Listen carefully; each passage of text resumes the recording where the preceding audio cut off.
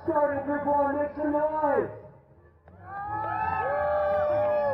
If you're about to start in Group 1, make some noise. If you're freezing, make some noise.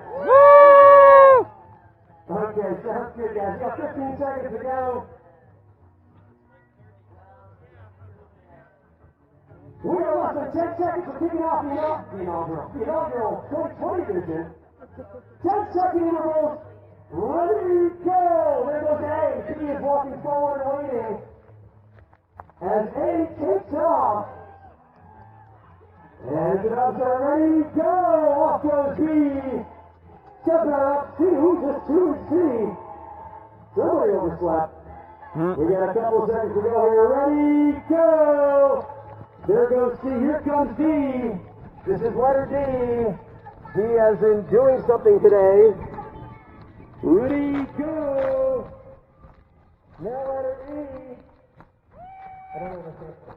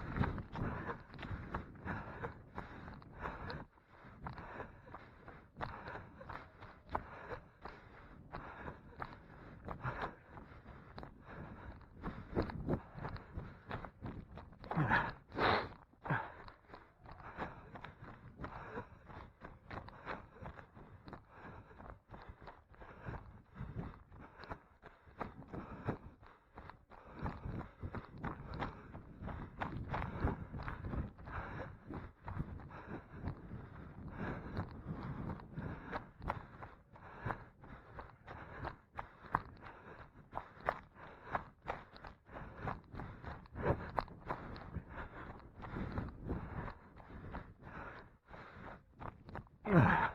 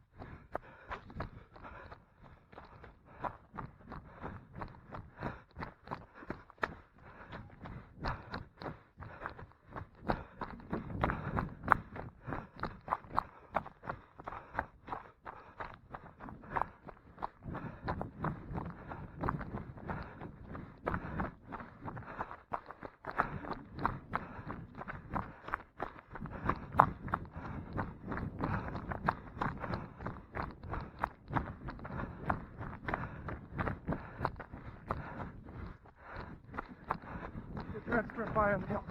Thank you. Yeah.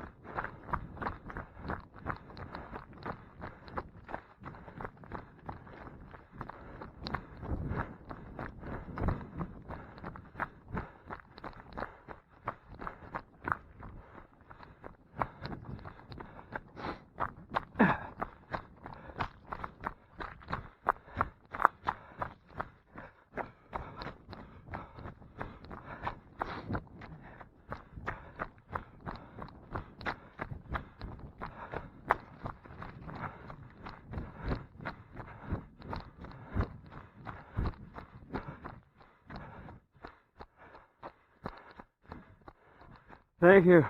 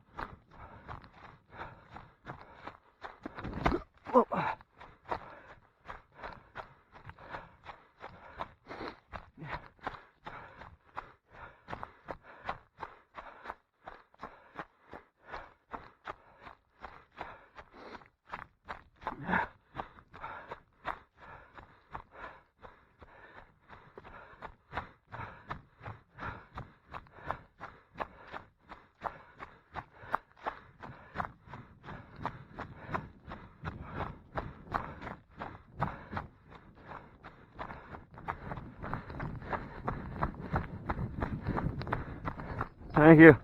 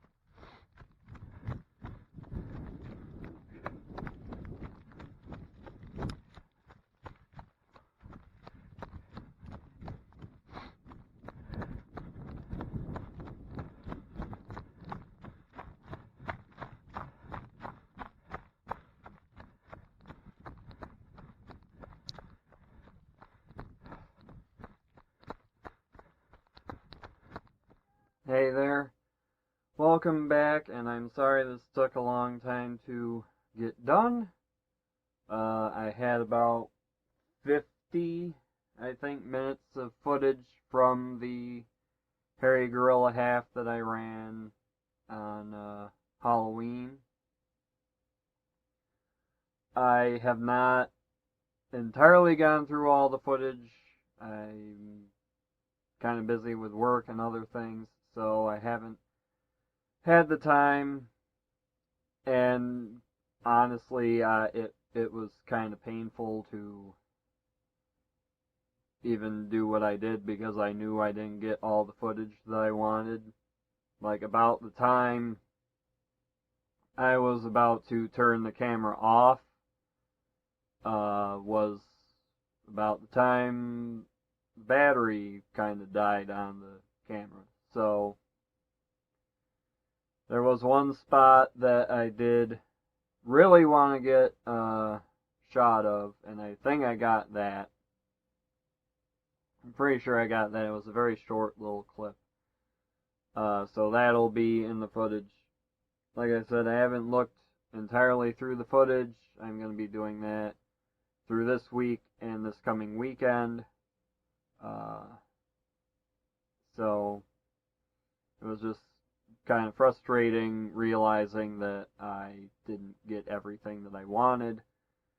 And I'm kind of coming to the conclusion the reason I was able to get so much of princess half back in February was it was early enough in the day that it was dark out still, so I don't think the camera was really using up as much battery life, I guess, because there wasn't so much light and everything. Where whenever I do it now, in the daylight, it seems to just die after only about 40 to 50 minutes. So I am looking into getting new batteries for the camera because they're supposed to last longer. And thinking about figuring out a way to have some means of carrying a battery with me, or multiple batteries, to make sure that I get the majority of the footage of the race. I didn't really want to go through all that because of the fact that that would mean me having to run off to the side of the road, switch, and all that. And I'm very much about my time, so doing that is kind of problematic. So anyway, enough about the camera and the footage. As for the race, it was, as you can see in the footage, it was a very cold day. There was snow on the ground. Everything was done very well with distancing and all that. We were supposed to have our masks on at the start. Whenever we were within 6 feet of another person, have your masks up. I attempted to do the entire thing with my mask on because it was a Halloween race and I had my Oni mask. But I ended up leaving my glasses at the car because they were fogging up so bad because it was so chilly out. And then I ended up leaving the mask off the majority of the time because my nose was running really bad with the mask up. And that was kind of driving me nuts, so I ended up leaving the mask off the majority of the time, only putting it up when I ran into other people.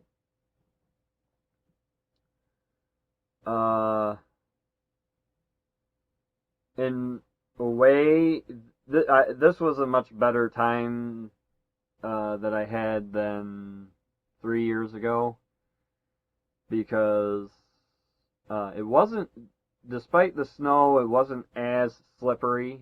There were a few spots.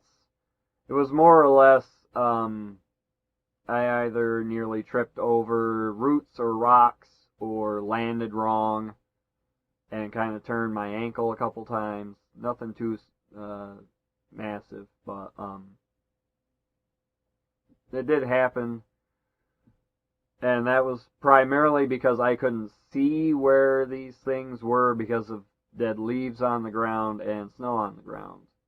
But I didn't really run into it being terribly slippery or anything, which was good. I also had the trail running shoes, so that helped immensely.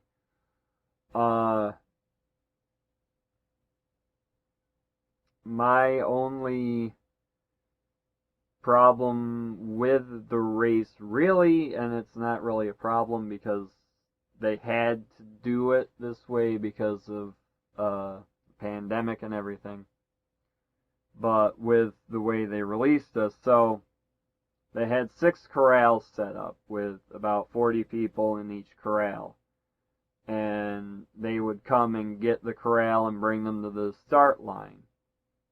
And then they had cones with letters from A to P, and then cones outside of those cones so that only about 4 of us could be at a letter at a time. So, and then they released the Group A, or Corral A position, or Group 1 Position A, and then Corral 1 Position B, and then I was Position C. So, it was like every 10 seconds or so they released. So, which was good for distancing and everything, making sure no one was too close, too many people on the course, etc. The only issue with it is that I think it would work better doing it this way when it's like a road race kind of thing. Because on a road race, you kind of know where you're going, you can set, the directors can set the cones, have police officers out there, etc. Where the way this was,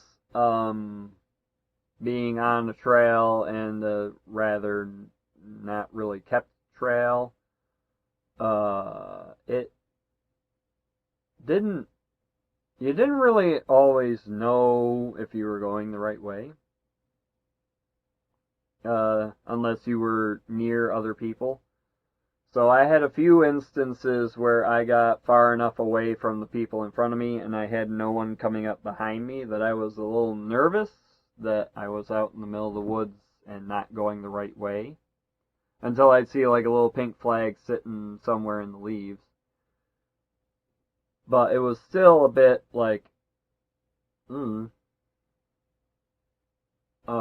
was the only thing, though, that really bothered me with the race. But like I said, they had to do it that way to be able to run the race in the first place.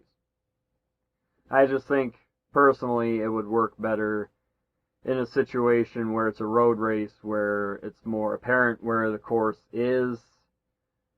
Like, all I was able to go by was, are there flags? Okay, there are flags. Are there flags? Okay, there aren't flags. But are the footprints going this way? Yes, the footprints are going this way. But there was an instance in the second half, it's not in the footage, where I was totally by myself and going down a certain path, and I'm looking at the footprints, and then I see a bunch of footprints going that way, and I was a bit like, I don't remember coming this way.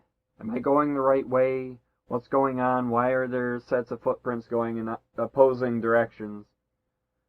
And finally, I realized I was going in the right direction. I was in the right spot. It was just disconcerting for about 30 seconds or so, where I was like, I don't know if I'm doing this right. And yeah.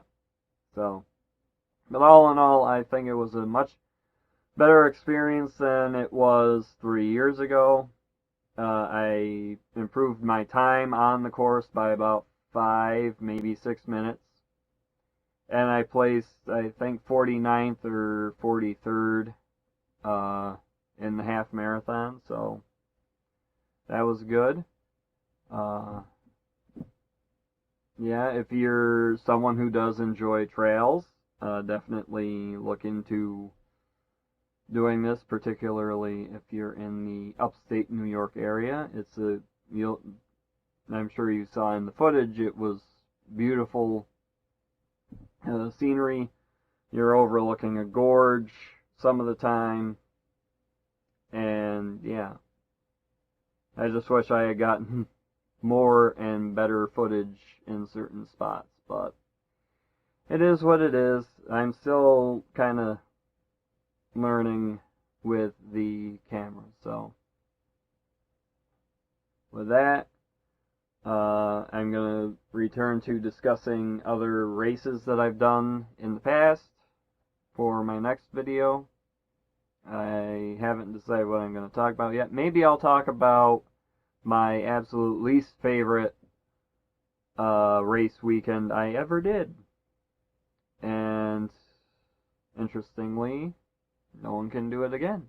So I'll talk about that maybe in the next video. So until then, thank you for watching. If you haven't already, please like and subscribe. Comment below. Join my Patreon. And remember, we're in it for the long run. Peace and love.